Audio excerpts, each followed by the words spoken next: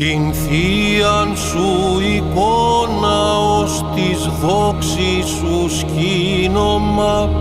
κανάλα Παναγία προσκυνούντες δοξάζομεν, εκ ταύτης γαρ πηγάζει μυστικός η χάρις των αήλων δωρεών, θεραπεύεις τους νοσούντας και τας ψυχάς των πίστη προστρεχόντων σοι, διότι τα μεγαλεία σου θαυμάζοντες και πιστός βόμεν σοι,